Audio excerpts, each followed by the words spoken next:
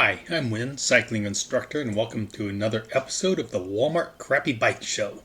And today I want to talk to you about the tools that you're going to use. But before we get into the tools, I want to show you some books that I have on my bookshelf that I think you might find useful. The first one is a book from John Forrester, and he wrote the book called Effective Cycling, and I've got the yellow copy. You can probably get this out of the library, but it's probably worth your time just to go out and buy a copy. And this explains everything about cycling, from riding and traffic cycling, and how to choose your bike, repair your bike, and the types of tools you need. And John really was the first person to compile all of the notes and develop some scientific matters and processes to that, so that other cyclists can follow this. And so I highly recommend getting a copy of Effective Cycling. This next book, called Anybody's Bike Book, well, that's the first bike book I ever bought, and it's well worn. And some of the technical stuff comes from Phil Wood, Phil Wood bicycle parts. And I think it's still in print in a later edition. And it's so easy to read, and it's written in a way that everybody can understand how to repair a bike. So I highly recommend it. And I think I bought several copies a few years back for my kids and friends. So they should be available in bike shops. Let's take a look at the next book. All right, this one is a complete book of bicycling, and I got this one.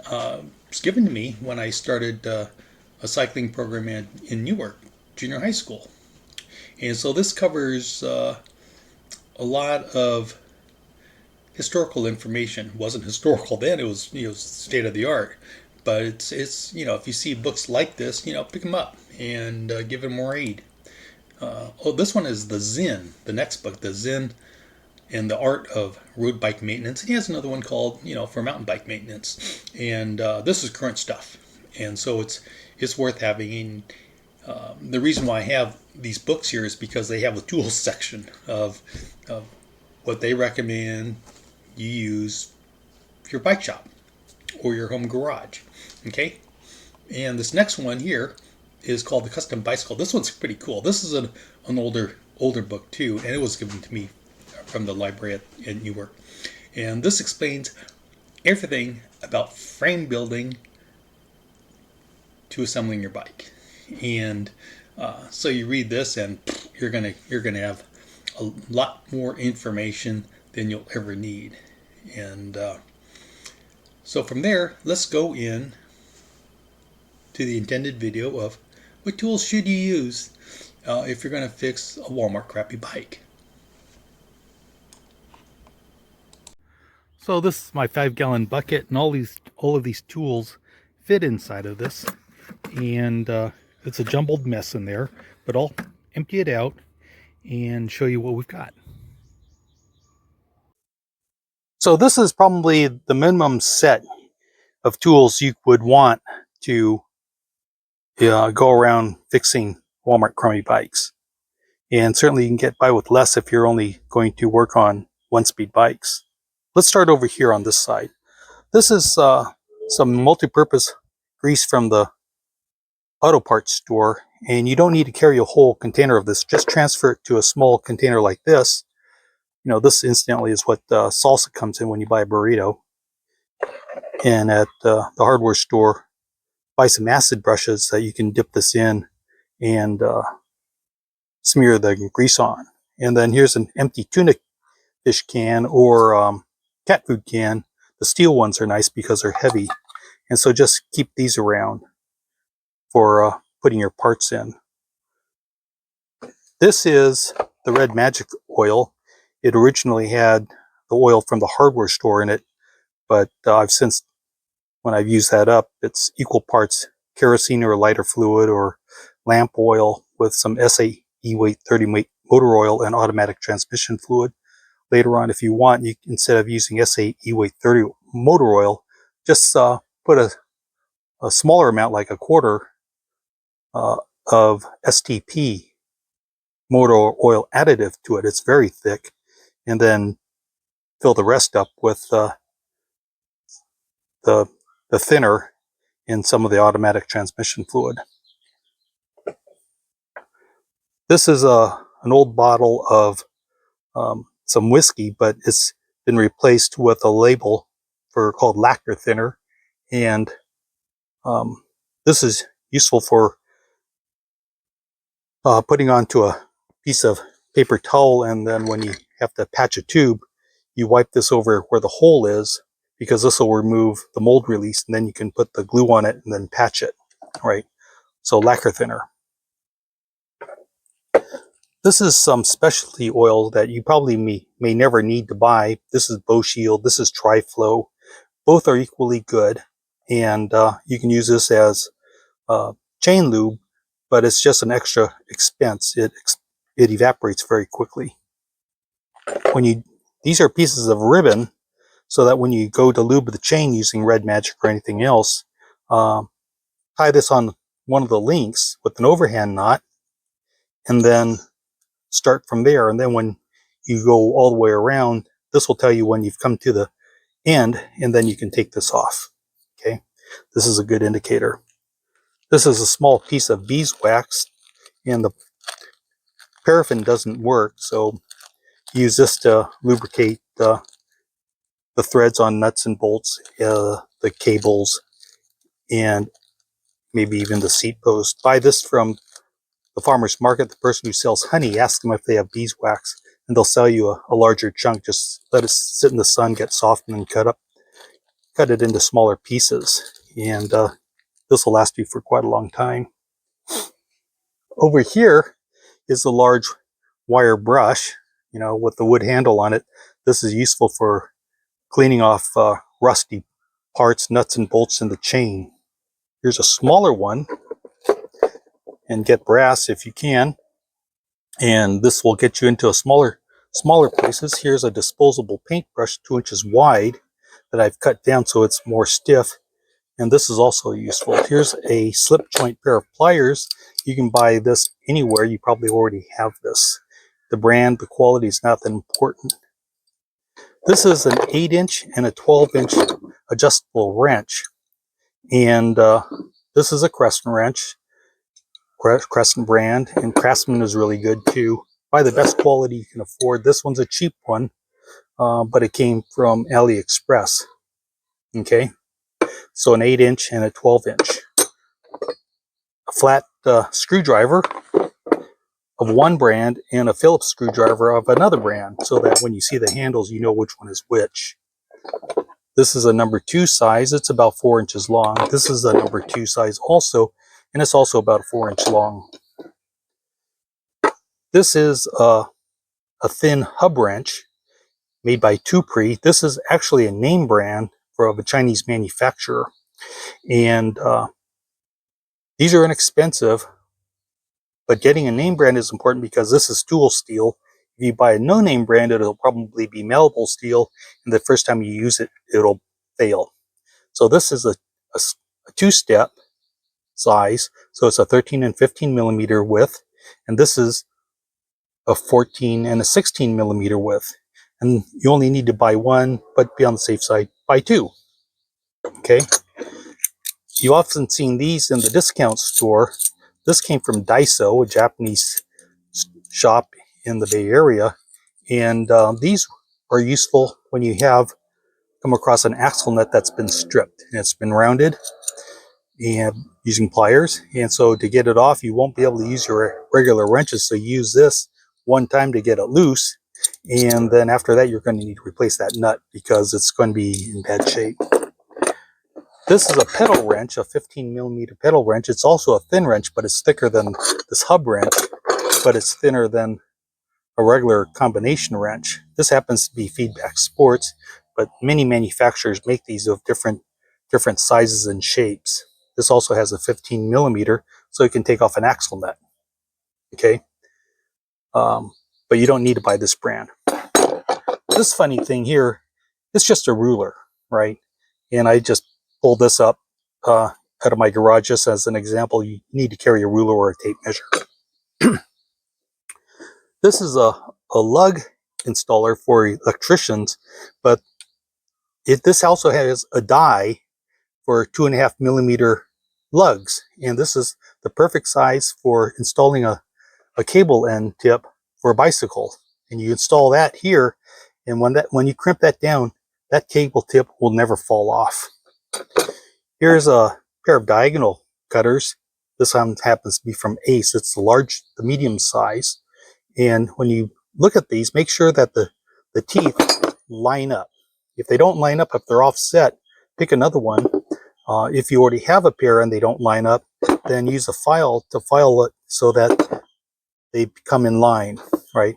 And then you'll be able to cut cables without smashing them.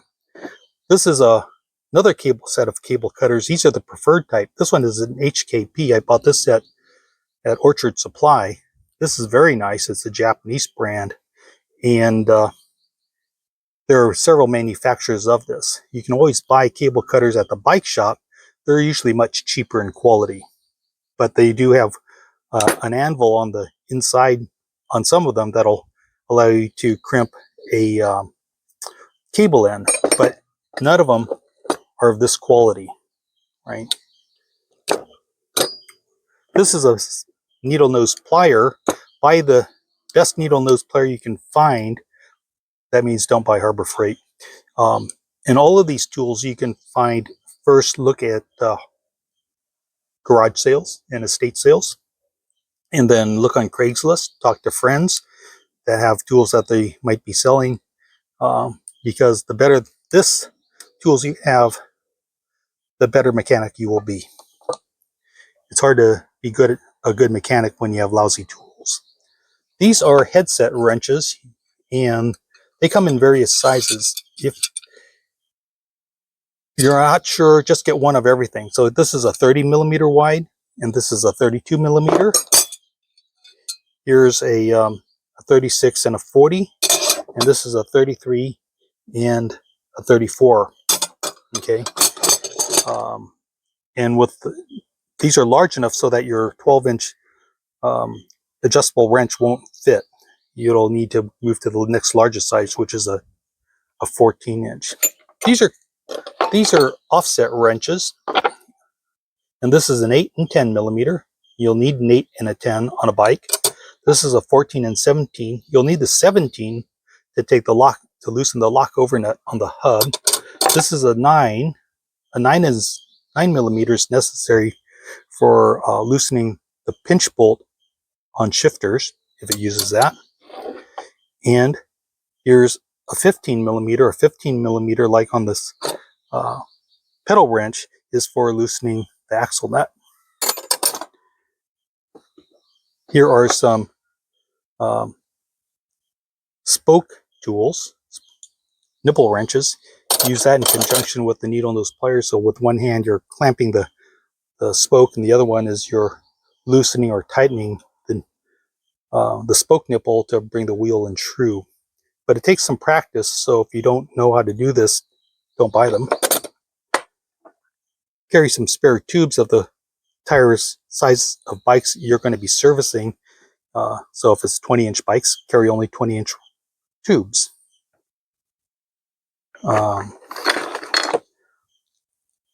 For a quick patch, this is just a sticker and with some sandpaper, but you won't be using the sandpaper because you have lacquer thinner. So apply the lacquer thinner with a cloth, wipe it off, and put the sticker on over the hole. And that all is temporary, but it's pretty good. If you don't use lacquer thinner and you sand it, then your result is going to be temporary. These are tubes of rubber cement that you can buy on AliExpress by the 10-pack, and they don't last long. If you're going to be doing a lot of tubes, you'll probably want to buy a 100-pack of the Rima Tip Top patches, the number FO, right? And these are the small ones, perfect for larger holes on bicycles. And with a little box, you can carry all your spare tubes and a tube of rubber cement. And this is enough when you go fixing other people's bikes. That's all you need. This is a 2-inch clamp, a C-clamp from the hardware store. And you make this press out of 2 pieces of plywood. This is about 2 inches by 3 inches. And take a plastic bag and staple the inside of it and then trim it clean so that when you put a patch on and you press it with this, that the tube won't stick to the plywood, and then you clamp it down tight and make it very tight at around 75 psi, 75 pounds. It's nice to have a good set of tire levers. These are Schreiber. They're German. They're not expensive, and they're thin. And they come in a 3-pack. I'd recommend these. Previously, I recommended Pedro's. And before that, I recommended Park. But this is my new favorite. And also from Schreiber, you have rim tape. Because on a lot of these bikes, they have rim strips, the large giant rubber band around the rim. But if it breaks, then you really can't save it. You can buy more rim strips on AliExpress and Temu, or you can buy a 50-meter roll of this and a small battery-powered soldering iron with a tip. Put this on, use some scissors, cut it to length, and then with the soldering iron, melt a hole for the valve stem. Okay, and this is really nice. It's classy stuff. You want to carry around a handful of paper towels.